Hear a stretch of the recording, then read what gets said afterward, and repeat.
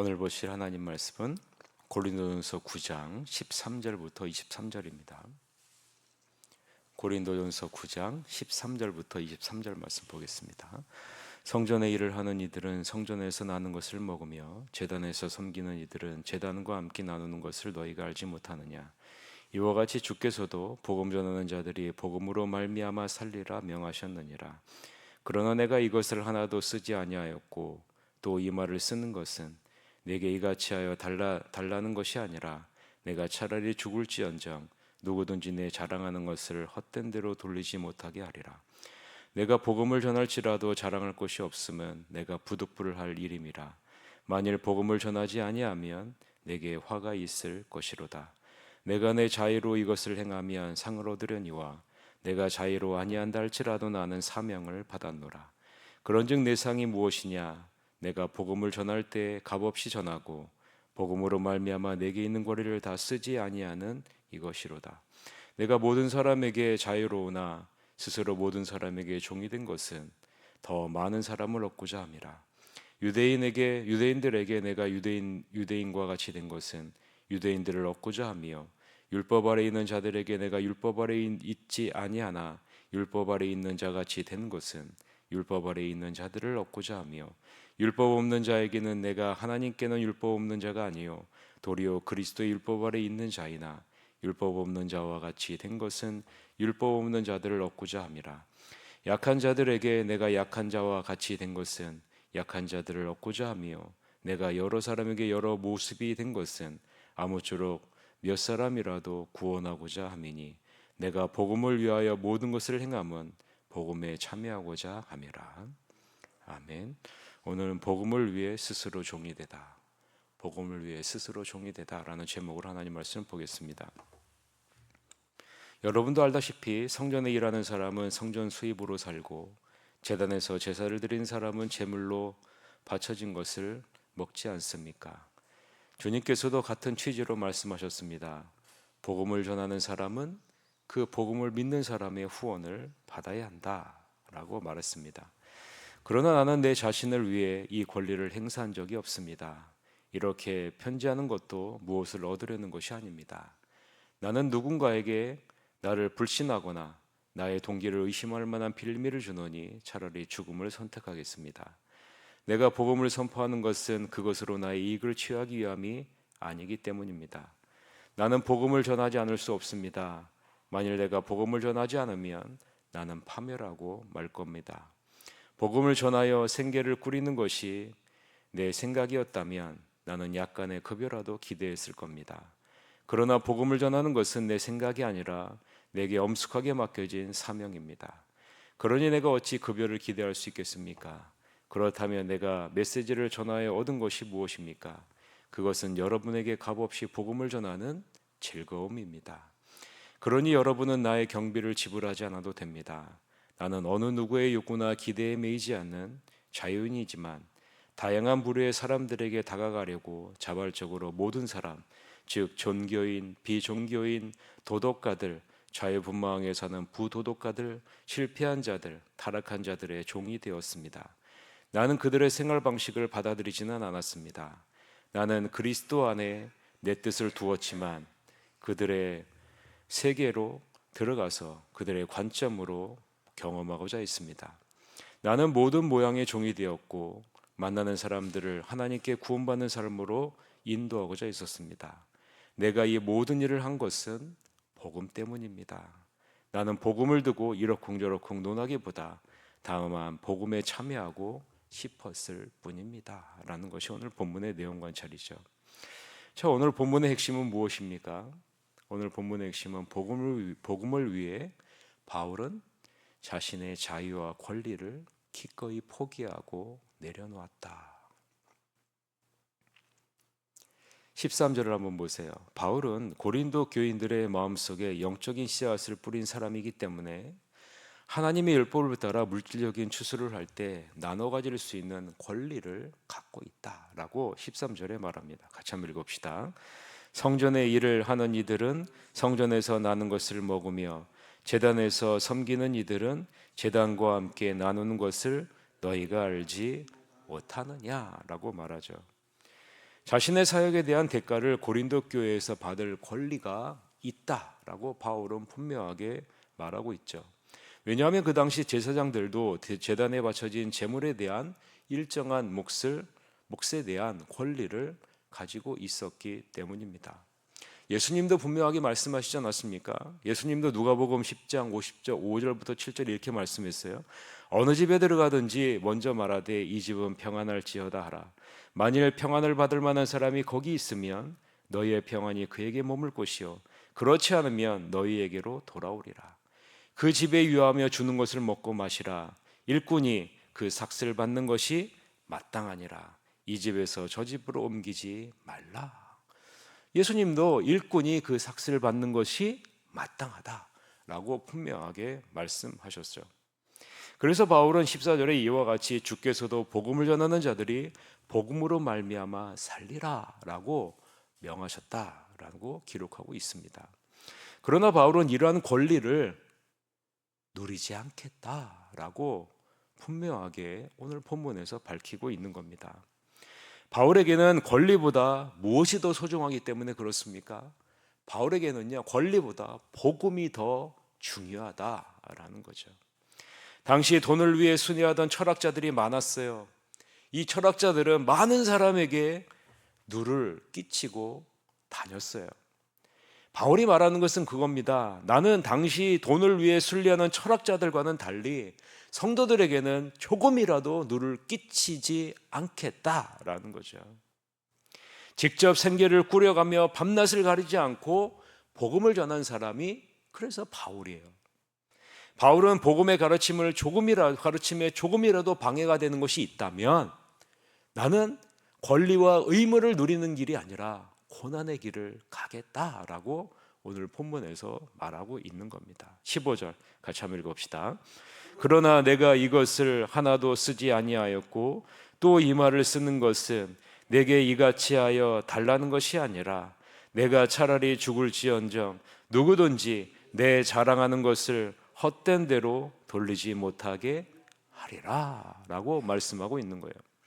바울은 복음을 위해, 형제들을 위해, 주님의 십자가의 사랑을 위해 자신이 누리는 자유를 제한하고 자신이 가진 권리를 기꺼이 포기하겠다라고 말씀하고 있는 거죠. 그래서 바울은요, 어디를 가든지 이 방침을 고수했습니다. 데살로니가전서 2장 9절을 한번 들어보세요. 형제들아, 우리가 수고하고 애쓴 것을 너희가 기억하리니 너희 아무에게도 폐를 끼치지 아니하려고 밤낮으로 일하면서 너에게 하나님의 복음을 전하였노라 라고 바울이 말하죠. 여러분, 바울의 자랑은 무엇입니까? 여러분의 자랑은 무엇입니까? 바울의 자랑은요, 하나님이 자신을 통해 하신 일에 대해서 얻는 기쁨과 성취가 바울의 자랑입니다. 하나님이 자신을 통해 하신 일에 대한 기쁨과 성취가 바울의 자랑이에요. 바울은요, 복음을 전하는 것이 자랑이다라고 말하고 있지 않습니다. 바울은 복음을 전하는 것은 사명이다라고 말하고 있어요.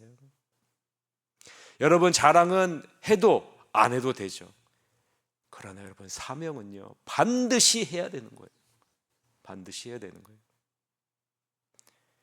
왜냐하면 하나님이 복음을 선포하고 복을 나눠주는 의무를 우리에게 주셨기 때문입니다. 그 복음을 누리고 선포하고 그 복을 나누어주는 의무를 여러분에게 주었어요. 그런데 그 복을 여러분 안에만 가두어 두는 것, 이것은요, 오늘 본문에 보면 뭐라고 얘기합니까? 죄다라고 이야기하고 있는 거예요. 16절서부터 17절 같이 읽어봅시다.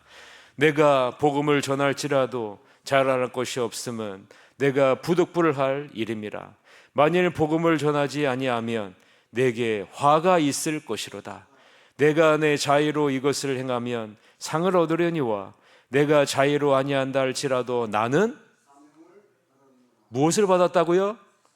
사명을 받았다는 거예요. 이 복음을 전하는 것이요, 사명이라는 겁니다. 여러분, 사명이라는 거예요. 바울은 분명하게 알고 있는 거죠. 복음을 다른 사람에게 나눠주지 않는 것이 죄다라는 것을 알고 있는 거예요. 왜 그것이 죄가 됩니까? 모든 인류에게 공통적으로 주어진 구원의 기쁜 소식을 감추는 것, 내 자신 안에 감추는 것, 이것이 바로 죄이기 때문입니다.